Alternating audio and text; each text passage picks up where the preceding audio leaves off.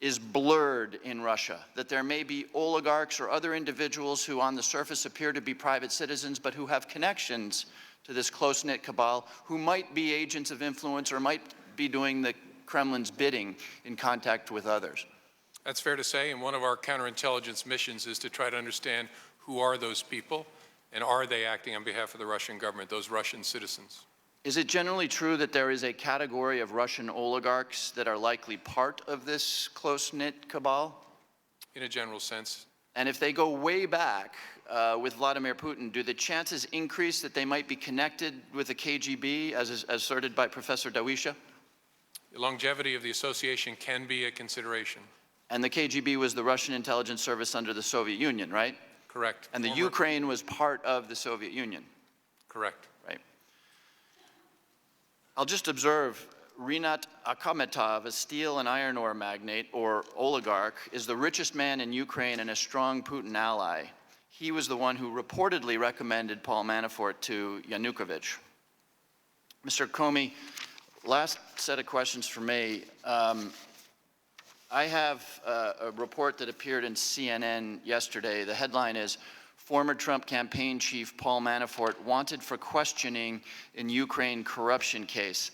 And I raise this with you because the story is told of Paul Manafort acting on behalf of Ukraine's former justice minister, Alexander Lavrinovich, who was the justice minister under the previous pro-Russian regime, who, and I'll just read a segment from this story here, who was involved in jailing the former prime minister, Tymoshenko, who was the main political rival of the Kremlin-backed President Viktor Yanukovych, whom Manafort advised until he was deposed in 2014.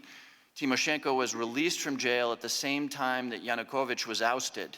Many saw her sentencing as politically motivated by the pro-Russian government.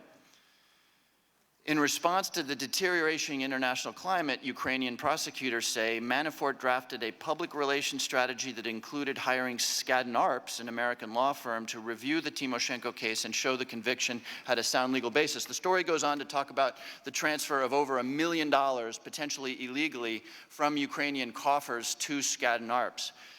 And the reason I bring all this up with you is because the story also says, and it appears to have been confirmed by the Department of Justice, that the current Ukraine regime, hardly a friend of the Russians and very much targeted by the Russians, has made 7 requests to the United States government for assistance under the MLA treaty in securing the assistance of Paul Manafort as part of this anti-corruption case. And in fact, the story says that you were presented personally with a letter asking for that assistance. So my question, Director Comey, is that all true? Have you been asked to provide assistance to the current Ukrainian government with respect to Paul Manafort, and how do you intend to respond to that request?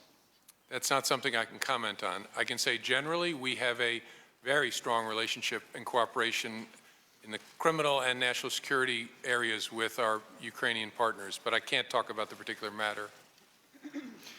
The story says that the DOJ confirmed that there have been requests for assistance on this matter. You can't go as far as confirming that, in fact, there have been these requests made? If they've done that, I would need them to do it again. I can't comment on it. Okay. Well, I appreciate that. And with that, I will yield back the remainder of my time to the ranking member. And I yield to Terry Sewell.